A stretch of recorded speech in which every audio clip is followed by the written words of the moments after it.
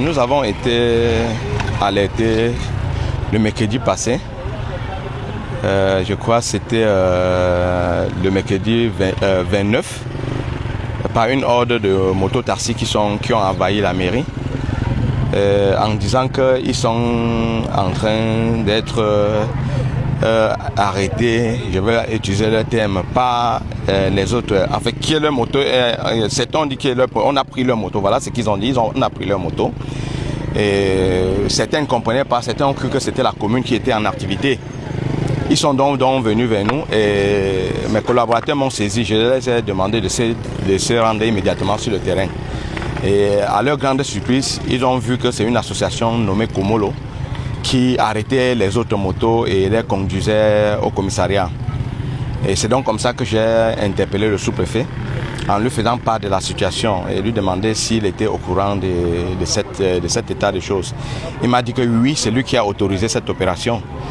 Et je me suis interloqué en lui demandant sur quelle base et comment est-ce que ce sont des individus ou bien des civils qui arrêtent les autres pour les obliger à aborder un choisi, parce que le problème était un problème de choisi. Et j'ai donc osé de parler de ça au sous-préfet en lui disant que nous on ne se reconnaissait pas dans ces choisis et on ne sait pas quels sont les critères qui ont amené ces choisis à être opérés. J'ai également joint le commissaire. Et le commissaire m'a dit que c'est une question de sécurité publique et que ça ne me concerne pas. Même le sous-préfet m'a dit, puisque je lui ai demandé pourquoi est-ce que les communes n'étaient pas associées, il m'a dit que ça nous concerne, ça ne nous concernait pas et que quand nous on fait nos opérations également, nous ne sommes pas interpellés. Sauf que ce que nous avons constaté, comme je viens de le dire tantôt, qu'il s'agissait d'un problème de choisir. Et la loi est formelle et claire, que ce soit au niveau des numérotations, que ce soit au niveau des choix des choisibles. La compétence est dévolue exclusivement aux communes. Donc pour nous, si le sous-préfet avait pensé que c'était une opération d'assainissement, je pense qu'il était de bon ton que nous soyons associés. Sauf que tout à l'heure, ce que nous avons écouté est très ahurissant. C'est-à-dire qu'on les interpelle, quelqu'un d'autre leur vend les choisibles à 10 000. Et ils vont, comme ils l'ont dit, déposer 25 000 francs, que ce soit au commissariat ou à la sous-préfecture, afin qu'on leur remette leur moto. Donc, nous avons donc compris que toutes les actions que nous avons menées par le passé pour assainir le milieu, ces actions étaient sabotées et nous comprenons exactement pourquoi aujourd'hui ces avions ont été sabotés. Donc il s'agit ici, et je veux le dire ni plus ni moins qu'une opération d'extorsion de fonds et d'abus d'autorité, parce qu'on ne peut pas comprendre que si c'est un problème d'assainissement, que les sommes aussi importantes soient demandées aux benskinners. Ça fait depuis mercredi que ces motos sont en fourrière, si je peux appeler ça une fourrière du commissaire. Et je ne comprends pas comment ils peuvent aussi être insensibles, parce que ces gars aujourd'hui ne travaillent pas. Ça fait 5 jours qu'ils n'ont pas pu nourrir leur famille. Donc nous pensons qu'on doit être un peu humain dans la façon de travailler. Il faut un peu de l'humanisme dans ce qu'on fait. Et il faut le dénoncer. Dénoncer avec une certaine véhémence que le Cameroun est la propriété de personne. Et on ne peut pas accepter, parce que vous êtes une autorité, que ce genre de pratique soit légion dans notre localité. Vraiment, il y a un souci dans notre localité, parce qu'en dehors des benskinners, ceux qui vendent le bois se plaignent parce qu'on les demande 1 million par dépôt. Ceux qui vendent les cacao se plaignent parce qu'on les demande 200 000 francs par magasin.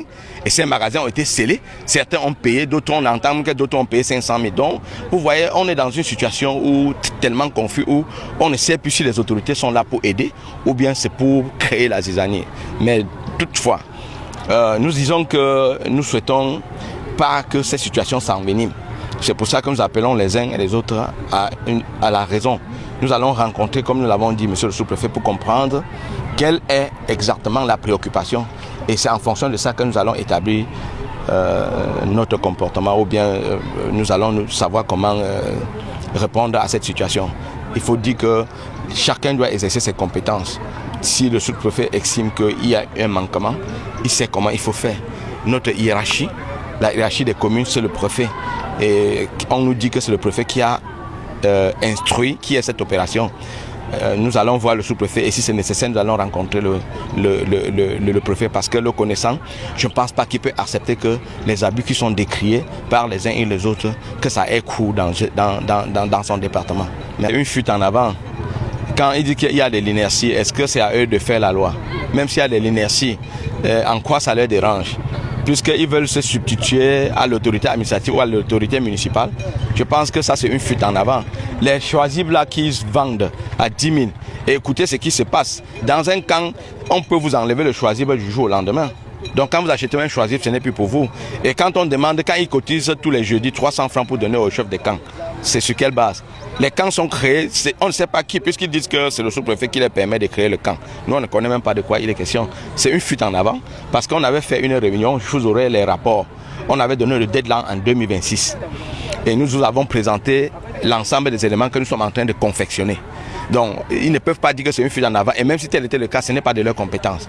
Au nom de quoi un civil doit exercer un contrôle sur un autre civil, sous la protection des forces de maintien de l'ordre. Mais c'est du jamais vu.